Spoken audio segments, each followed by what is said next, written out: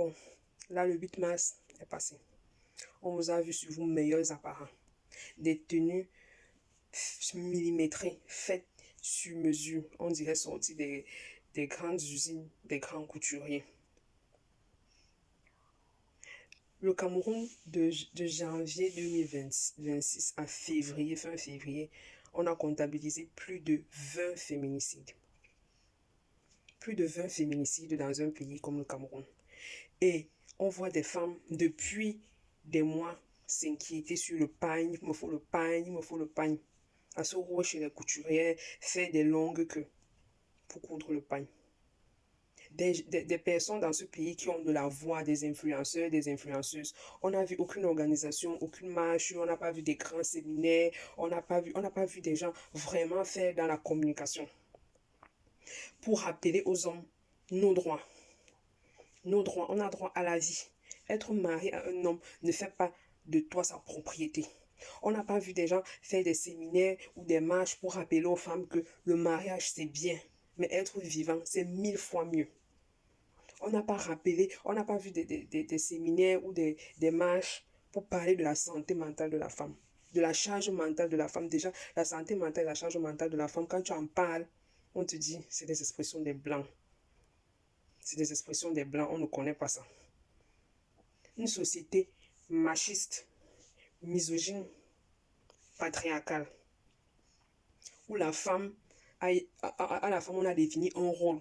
Quand tu essayes de sortir du rôle que les hommes ont défini, tu es qualifié comme non mariable, insoumise et tout ce qui va avec. On n'a pas vu des séminaires, on n'a rien vu, on n'a pas vu des activités vraiment dans ce sens en fait. Et vous voulez qu'on nous prenne au sérieux comment? Vous voulez qu'on nous prenne au sérieux comment? C'est normal qu'on nous fasse ce qu'on nous fait. Qu'un homme prétende parce qu'il t'a épousé, il peut disposer de ta vie comme il veut. Et puis ça va nulle part.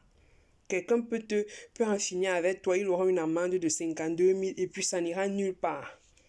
La période du 8 mars, c'était la période pendant laquelle on devrait exprimer ce qu'on ressent.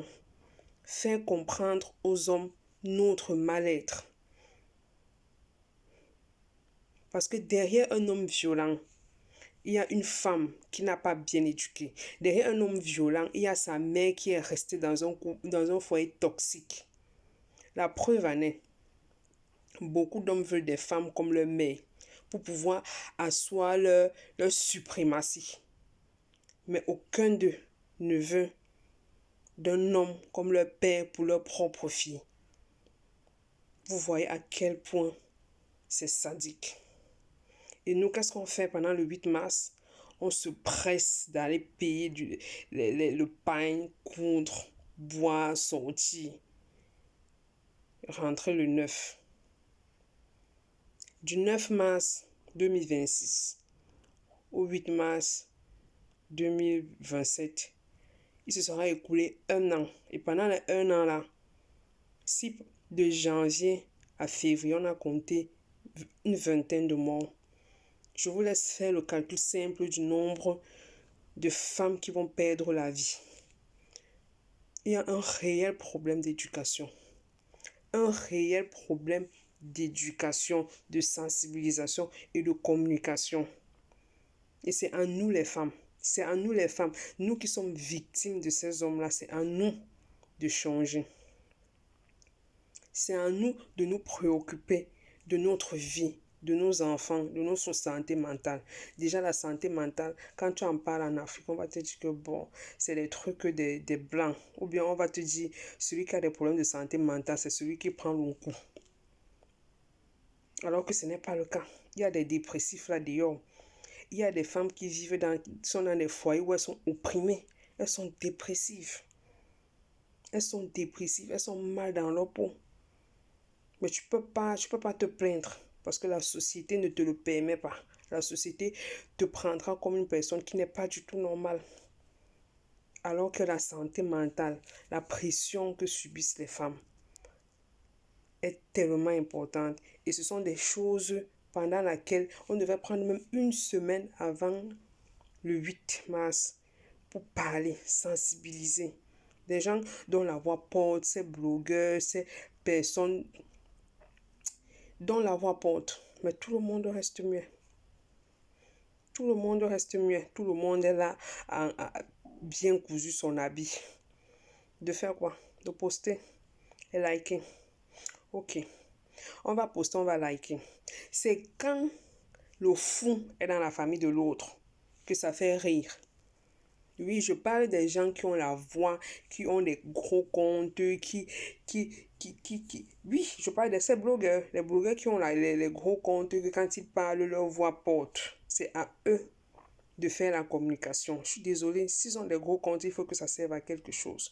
Vu que le fou, peut-être pour l'instant, est dans la famille de l'autre, quand le fou va habiter dans vos familles, quand vous serez ôté à la vie, ou bien que vous allez voir votre vie en train de défiler, vous les grosses porteuses des pagnes, avec des modèles chics, vous allez vous remettre en question.